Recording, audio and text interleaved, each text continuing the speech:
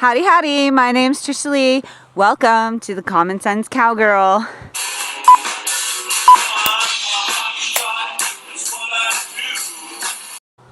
I was just listening to the radio and I heard this guy apparently used to work for the Bush administration, and he was comparing this resignation of Michael Flynn from the Trump cabinet to Iran-Contra and Watergate. Oh, really?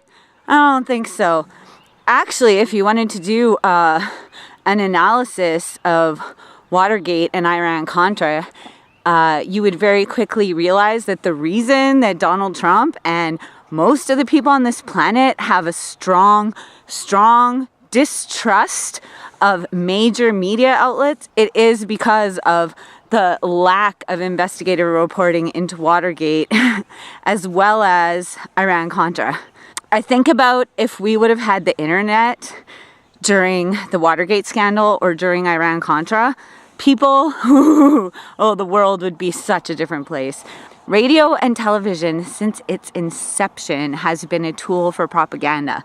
And in the case of Watergate, from the investigation that I've done into it, it looks like they set Nixon up.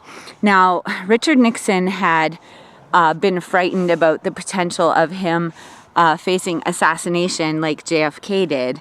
And so he had selected a vice president, which he felt would ensure that no assassination attempt would be made, because he figured nobody wanted this guy to be in the presidency. So the Republican Party, run by the criminal Bush cartel, they were able to install their globalist hero, Gerald Ford. They installed him as Nixon's vice president, and then they did this big frame up. From the looks of it, they specifically set up Richard Nixon so that they could get their guy, Gerald Ford, in. If he picks a guy that the old guard wants, well, then that guy's only a heartbeat away. It's setting up beautifully. You take out that guy, your guy's a heartbeat away, and everything's back to normal then, right, Larry? So Mike Pence fits that bill? I think he would, because he's getting rave reviews from the old status quo of the Republicans, who were all part of the dump Trump movement. And now apparently, if he brings this guy on board, I guess they'll accept Donald for a while. In the case of Iran-Contra, oh my gosh, they pretty much completely covered up the whole cocaine operation. And what most people don't realize is that when George H.W. Bush realized that he wasn't going to win re-election for the presidency, he installed his partner, Bill Clinton. So, and the crazy thing is George H.W. was not only partners with Bill Clinton, having Barry Seal deliver his cocaine for the CIA to Mena, Arkansas, where Clinton was the governor. So when George H.W. knew that he wasn't going to win re-election, he was able to install a Democratic puppet, aka Clinton. And there's a guy, an ex-CIA guy, Chip Tatum, who apparently has audio recordings that prove that George H.W. Bush and Bill Clinton were involved in cocaine operations out of Mena, Arkansas. They talk about the guns for hostages. That's what the media reported. But the truth of the matter is that there was this whole cocaine operation going on that nobody reported on. There was reporters who tried to bring some of this stuff to light that were killed. With the internet now, they can't really pull this crap on us anymore, and we're able to spread information far and wide and find out what's really going on. So with this Michael Flynn thing, I think I pretty much have discovered where the leak came from. I've heard a lot of people saying that Reince Priebus is the leaker, and I don't know that much about Reince Priebus, but I do know that Mike Pence is a serious danger, and if something happens to Donald Trump, we do not want another Bush water carrier in office. He could not have done worse if he had chosen Jeb Bush. You can read the article for yourself, of course, but I'm going to take you through it and try to line up the dots for you so that they connect themselves. First, some background. The 9/11 attacks were carried out by the Bush administration. You can prove that Cheney was the leader of this operation. the purpose of which was to justify spending trillions of dollars on defense instead of spending it on education, infrastructure, manufacturing technology, or anything else that might have been of any benefit to anyone. For the killers, however, the problem with the 9/11 attacks was that there was no evidence connecting any countries to the attacks, so they had to manufacture some evidence. In October of 2001, about 2 weeks after the 9/11 attacks, letters containing a deadly powder laced with anthrax were mailed to two leading Democratic senators, Tom Daschle and Patrick Leahy.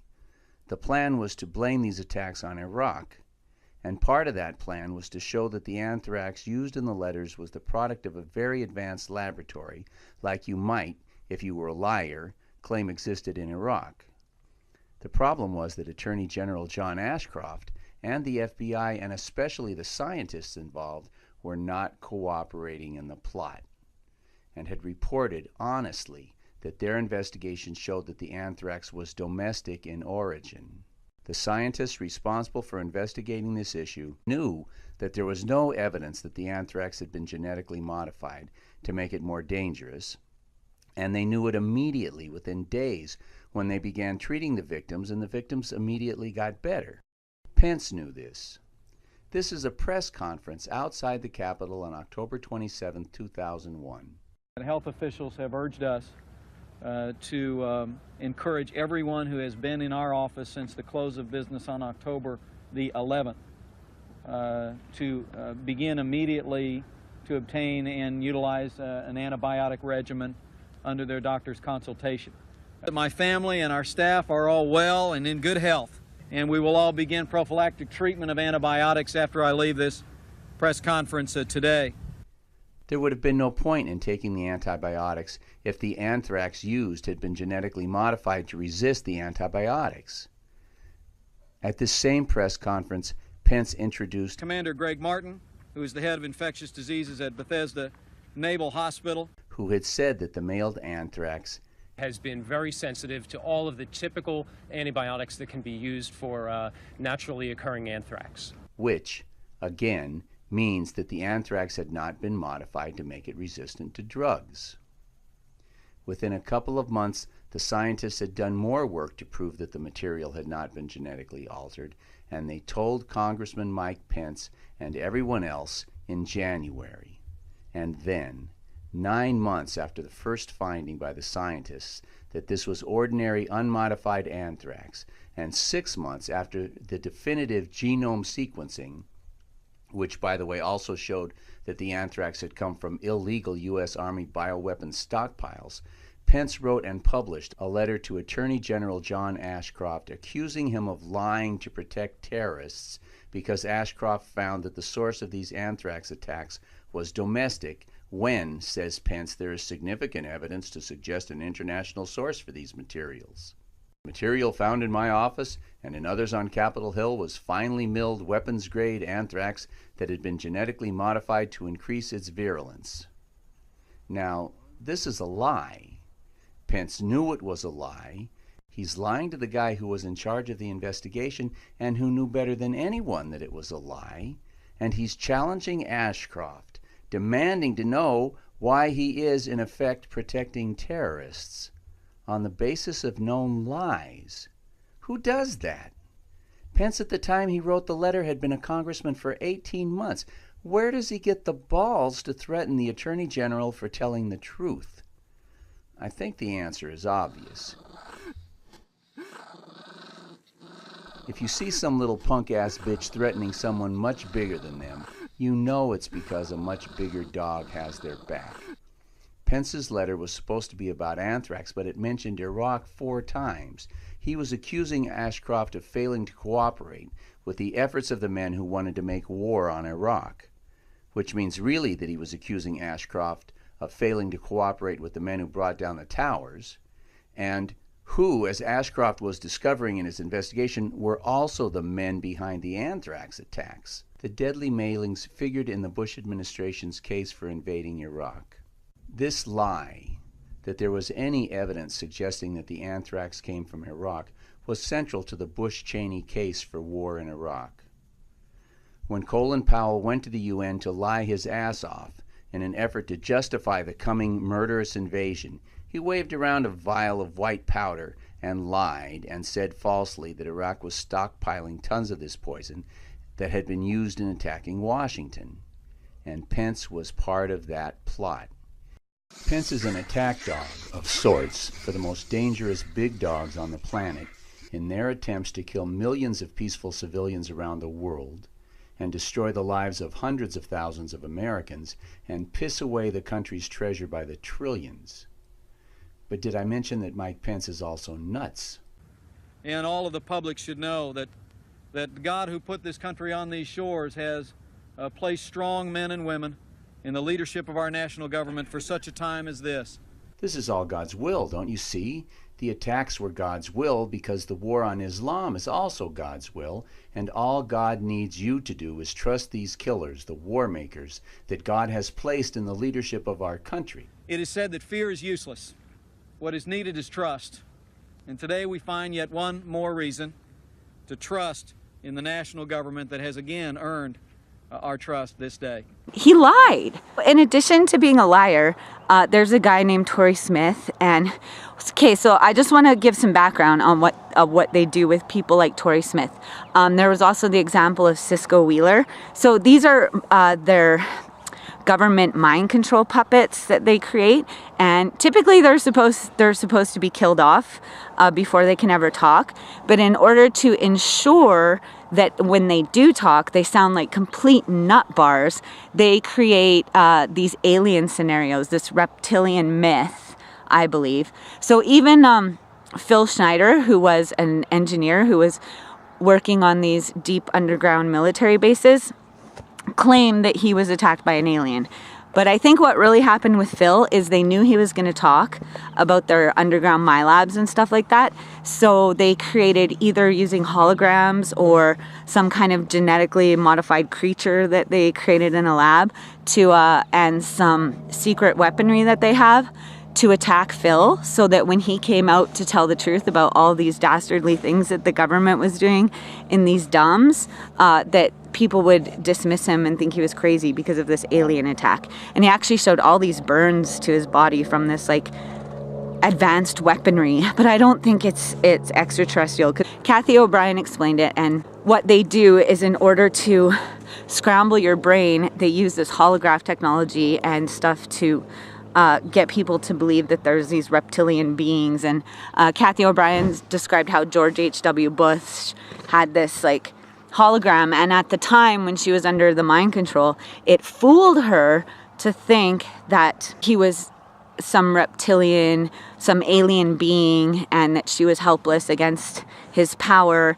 And it was a very powerful experience, and she was convinced that this was going on. But then once she regained control of her mind, she was able to understand that this was a trick, and that they used this trick so that when people like Kathy O'Brien or Cisco Wheeler told their stories, they would talk about this reptilian stuff, which is just bunk, and then people would totally discredit them because of it.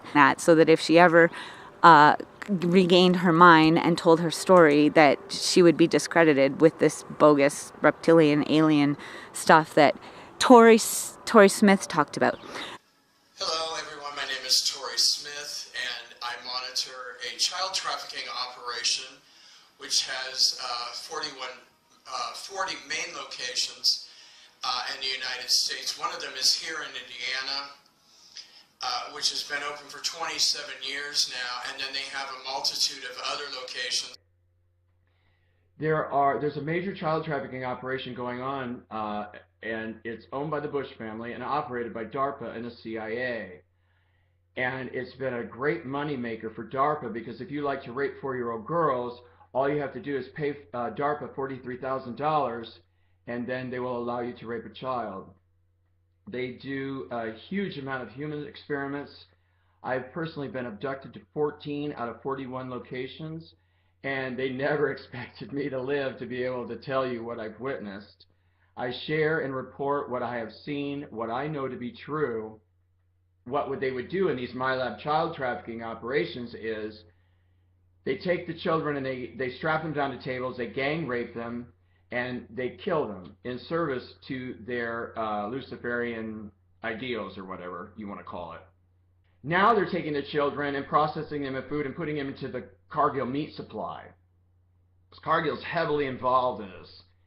And then the other day I was doing a DNA scan for someone who was having severe mental depression. I was checking him to see if he had eaten any of these children, because this processing plant is not far from me. It's in Minnesota.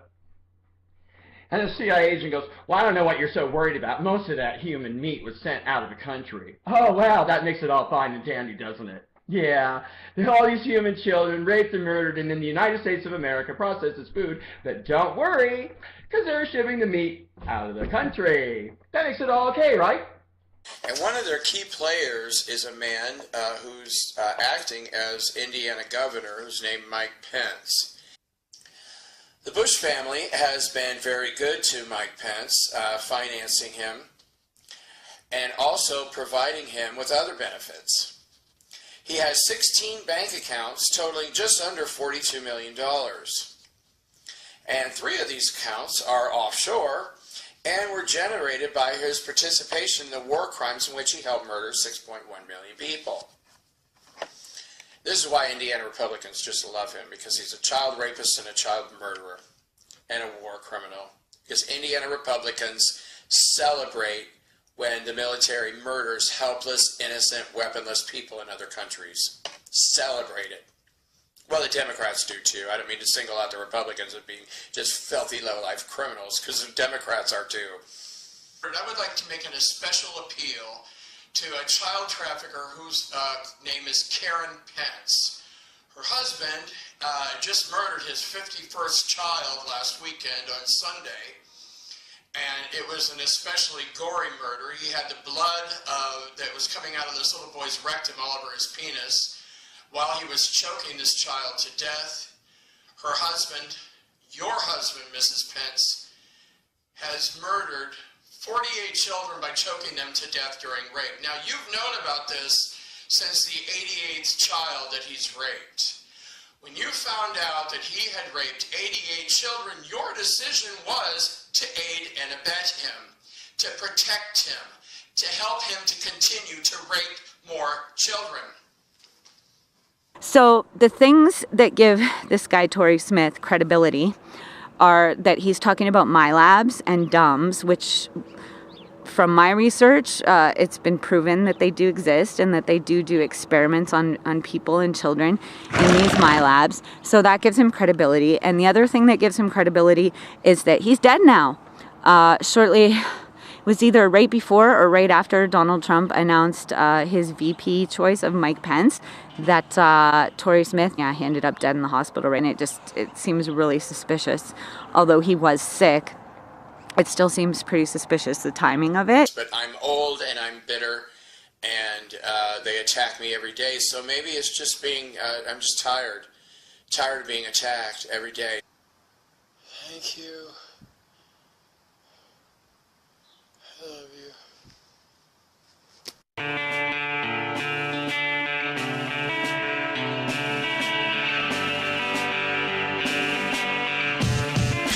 I received a phone call from one of Tory's personal friends who lives close by him. And while all this was going on, she called me and said that she had visited Tory. And I was shocked because I had not heard from him and I was getting very concerned.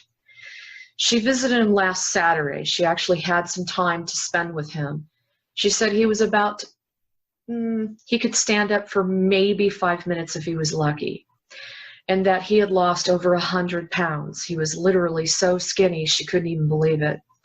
Very, very sickly, very exhausted, and she said the base of his feet and the balls of his feet had turned completely yellow. Now, she had arrived at his house because she had called to say that she wanted to bring her children over to see him. She had seen his video. She was afraid she was never going to see him again. And when she arrived, he was not at his home. She went to a neighbor who called his mother, and the mother came over and let them into the home. She then went over to see Tory, and they sat on the swing, and they talked for a while. And he just said that he was on his way home. He was going back to Agartha, and he wasn't going to be here much longer. And he was good with that. And she said he was very kind of somber and exhausted, and of course not himself. That was last Saturday. None of us knew until, I believe, Thursday afternoon or Friday morning that Tori had actually passed.